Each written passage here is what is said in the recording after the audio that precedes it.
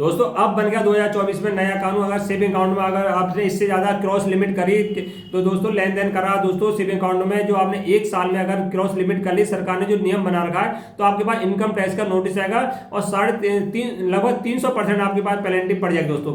वो रूल्स क्या है दोस्तों, कैश जो जो लिमिट बनाई दोस्तों कैश में बनाई। अगर कैश में इससे ज्यादा एक फाइनेंशियल में आपने लिमिट क्रॉस कर दी दोस्तों, सरकार ने क्या है कि कैश को लेन देन को मना करना चाहिए दोस्तों। सरकार चाहती है कैश में अधिक से कम लेन देन हो और ऑनलाइन या यूपीआई के माध्यम से हो दोस्तों। तो सरकार ने क्या 2024 से जो 24-30 में लिमिट बना दी कि अगर आप इस लिमिट क्रॉस करेंगे तो आपको पेनल्टी पड़ेगी, 30% तक के आपको टैक्स देना पड़ सकता है दोस्तों। और क्या कि एफडी पे लिमिट बना दी।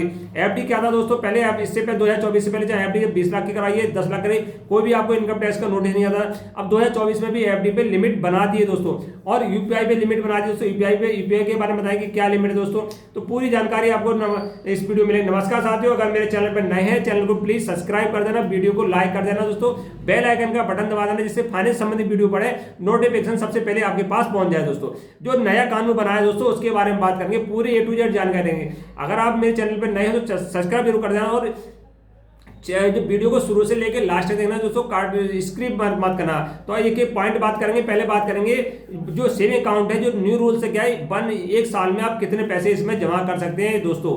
डिपॉजिट लिमिट है एक साल में कितने, जो एक साल आपकी मान जाती है, जो आयकर विभाग का है दोस्तों, वो एक साल मान जाती है। आप 1 अप्रैल से लेकर दोस्तों 1 अप्रैल 2024 चल रही थी दोस्तों 1 अप्रैल से लेकर 31 मार्च 2025 तक एक साल मान जाती है। अब ये मान लो जो अप्रैल जो 2025 आएगी तो उसमें फाइनेंशियल मान जाएगी दोस्तों 1 अप्रैल 2025 से लेके 31 मार्च 2026 तक। अगर जो और इस साल आप लेन देन करते हैं दोस्तों, तो इसी मान लो जनवरी में करते हैं, फरवरी में करते हैं या मार्च में करते हैं दोस्तों, तो वो फाइनेंशियल पिछला वाला माना जाएगा दोस्तों। तो आपको अगला लेन देन करना है दोस्तों, तो ज़्यादा क्रॉस जो लिमिट करेंगे तो 2026 वाले में जो अगली लिमिट आएगी उसमें करिए दोस्तों। तो हम बात कर रहे हैं सेविंग अकाउंट, जो कैश जो लिमिट बनाई दोस्तों, कैश डिपोजिट लिमिट बनाई है, यानी कैश में आप लेन देन करेंगे अब एक साल में दोस्तों, जो विड्रॉल या डिपॉजिट करेंगे दोस्तों, वो 10 लाख रुपए लिमिट करिए दोस्तों। सरकार ने जो नया नियम बना दिया, अगर एक साल में आप 10 लाख रुपए से ज्यादा डिपॉजिट या विड्रॉल या ये पैसे जमा करना या निकालना दोस्तों 10 लाख रुपए से करेंगे तो इनकम टैक्स का नोटिस आएगा। आप एक साल नहीं आएगा, कब तो 3 साल के बाद नोटिस, 3-4 साल में दोस्तों नोटिस आता है। सरकार जो आयकर विभाग है पहले साल तो फाइनेंस ईयर में आपको नोटिस नहीं भेजती है दोस्तों, दूसरी साल में देखती है कि आप आयकर रिटर्न फाइल कर रहे हैं नहीं कर रहे हैं दोस्तों, फिर वो भेजती है तीसरी साल या चौथी साल आपके उसमें आता है नॉलेज में, तब भेजते हैं दोस्तों। जो लिमिट बनाइए, अगर आप पूरी साल में दोस्तों एक फाइनेंस ईयर में अगर आपने 10 लाख रुपए से ज्यादा लेन देन करा, कैश में करा, तो दोस्तों इनकम टैक्स नोटिस आएगा। 10 लाख से एक साल में ज्यादा आपने जो पैसे निकाले बैंक से दोस्तों, तब भी नोटिस आएगा। वो कैश की बात हो रही है दोस्तों। अगर आप आयकर रिटर्न फाइल कर रहे हैं, कोई व्यक्ति आयकर रिटर्न फाइल कर रहा है, तो उसके लिए नोटिस नहीं आएगा दोस्तों। आप तो ITR भर रहे हैं दोस्तों, तो आपके लिए कोई नोटिस नहीं आएगा। या फिर दोस्तों आप ऑनलाइन या चेक के माध्यम से 10 लाख रुपए या 20 लाख रुपए निकालना है जमा कर, तब भी नोटिस नहीं आया दोस्तों। ये नोटिस केवल उनके लिए आएगा जो कैश में जमा करें दोस्तों। कैश में वो व्यक्ति जमा कर रहे हैं जो ना ITR भर रहे हैं दोस्तों, ना सरकार को सूचना दे रहे हैं। सरकार आपके जो मोबाइल नंबर, आधार कार्ड और पैन कार्ड है दोस्तों, उससे सूचना प्राप्त करके जो बैंक वाले हैं वो आयकर विभाग को भेजते हैं। आयकर विभाग को छानबीन करता है कि पैसा आपके पास आया कहाँ ना, इतना पैसा आ रहा है तो आपको ITR फाइल क्यों नहीं कर रहा है। सरकार चाहती है कि प्रत्येक व्यक्ति को इनकम है 10 लाख या 20 लाख की, तो उसे ITR फाइल जरूर करना चाहिए दोस्तों। नहीं करेंगे तो हम कराएंगे। सरकार कहती है आपके पास 20% 10% की पेनल्टी भरेंगे दोस्तों, 30% की पेनल्टी भरेंगे आपको। जो नियम है 10% 20% दोस्तों, अगर आपने नियम नहीं माना, क्रॉस लिमिट करी, तो 30% की पेनल्टी पड़ सकती है दोस्तों। जो आपका पैसा जमा है वो कुछ ही पैसा, आधा पैसा तो आपको टैक्स में चला जाएगा दोस्तों। अब दूसरी बात कर लेते हैं एफडी लिमिट दोस्तों। आयकर विभाग ने एक एफडी पे भी 2024 में लिमिट बना दी। अगर इससे भी क्रॉस करेंगे तो जो कैश में अगर एफडी बनाएंगे तो 10 लाख रुपए की लिमिट कर रखी है दोस्तों। 10 लाख रुपए कैश में एफडी करा सकते हैं। 10 लाख से ऊपर कराएंगे तो बैंक वाले आपसे मना नहीं करेंगे, आप 20 लाख की कराइए, मगर आप बैंक वाले सूचना किसे देंगे, आयकर विभाग को। चाहे एक फाइनेंशियल में आप चाहे बैंक में 20 लाख की एफडी कराइए, 15 लाख की, वो बैंक वाले कभी मनी करेंगे, उन्हें तो पैसे आ रहा है दोस्तों। बैंक चाहती है पैसा हमारे पास आए, वो मगर सूचना है, जैसे आप सूचना 3 महीने में सूचना वो अपने बैंक वाले एक गजट बना के देते हैं कि हमारे इस बैंक में इतने व्यक्तियों ने क्रॉस लिमिट करी है, 10 लाख से ऊपर एफडी कराई है, पैसा है जमा करा है दोस्तों, सूचना आयकर विभाग को देते हैं। क्योंकि सारे पैन कार्ड, आधार कार्ड सब लेंगे दोस्तों। चाहे आपके 5 बैंक में अकाउंट है दोस्तों, चाहे आप 5 में आप 2-2 लाख रुपए जमा करते हैं, लिमिट 10 लाख हो चाहिए कैश में, या 6-6 लाख जमा करते हैं दोस्तों, तो आपने 3 अकाउंट में करते हैं तो 18 लाख हो गए। तो वो सरकार जैसी आप अलग अलग बैंक को पैसे जमा करते हैं तो सूचना सरकार के पास पहुंच जाती है, जो आयकर विभाग के पास होती है, क्योंकि पैन कार्ड, आधार कार्ड तीनों ही आपस में जुड़े हुए हैं दोस्तों।